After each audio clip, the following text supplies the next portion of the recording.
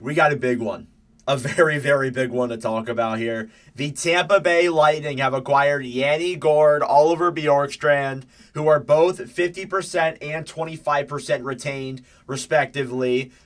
Defensive prospect Kyle Aucoin is NCAA signing rights from the Seattle Kraken in exchange for Mikey Eyssimont, a 2025 second, which belongs to Toronto, a 2026 first, a 2027 first. And along with that, too, Detroit's also in there, too. They retain 25% on Gourde. They get a conditional forward, which is higher of a Tampa or Edmonton fourth-round pick. Oh, my God. 2 first? Holy crap. So, I just want to start out by saying I like this deal for both teams. Detroit, I don't really care about you. Good on retention. Good getting some extra draft capital, I guess. But overall, I like this deal for both teams. I am shocked Seattle got that return. For 2 players who, Gourde is a good player, but I'm shocked. I think it's the retention that mainly gets them 2 first-round picks. Otherwise, holy crap.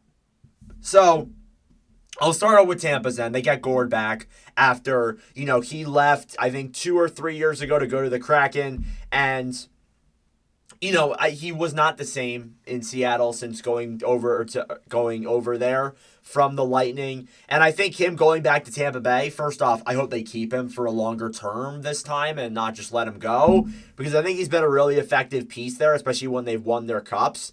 Yeah, this guy has experience. He was there for those 2. And I think that, acquiring a guy who has that experience along with some secondary depth as well goes a really long way. And, Tampa has pretty good odds to come out of the Eastern Conference this year. Florida doesn't look like what Florida is. They're more or less against Toronto and I would say probably Washington. I think they would beat Carolina and New Jersey in a playoff series right now. So overall, I think they were in a terrific spot, but they needed more. They couldn't go into the playoffs with the depth they had. They needed something else. They needed more, and they do that here with this trade where they get a guy in Gourde who, again, has been here before, has the playoff experience, and a guy like Bjorkstrand who can provide some good third-line secondary scoring there. Bjorkstrand has a year left after this as well on his contract. I believe Gourde is expiring, but as for Bjorkstrand, he has terms, so that's a good benefit there when you're acquiring a guy like him.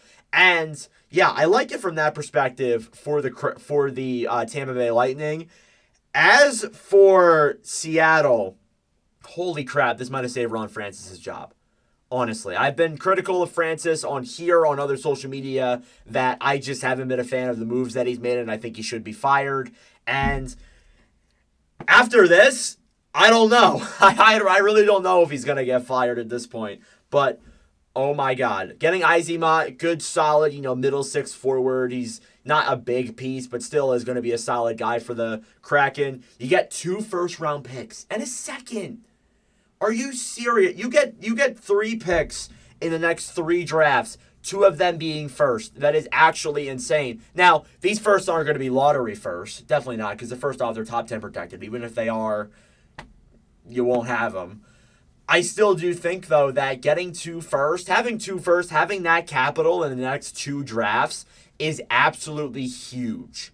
It is huge. And I wonder, if they make this deal, could Francis be like, yeah, I don't know, maybe we will trade Jared McCann at this point. Maybe we will make, other guys available. But, wow, just a jaw-dropping deal, honestly. I didn't think it was going to be that much. I knew that, you could probably get a first-round pick for Gourde, maybe. And if he's retained, you could maybe get it too. But 2 first-round picks, I was not expecting that. So, yeah, Ron Francis's job may have been saved here, unfortunately. We'll have to see how he does with those picks and everything like that. But, yeah, to be honest with you, I like this deal for both ends. I think Tampa, they get what they need. And Seattle, they get future assets as they're likely heading towards, I would say, a rebuild. I would call it at this point. But let me know your thoughts down below. Thank you guys for watching. If you enjoyed, make sure to like the video down below. And please do consider subscribing to join the community that we are building here. Anyways, that's it for me. Thanks for watching, and I'll see you guys in the next video.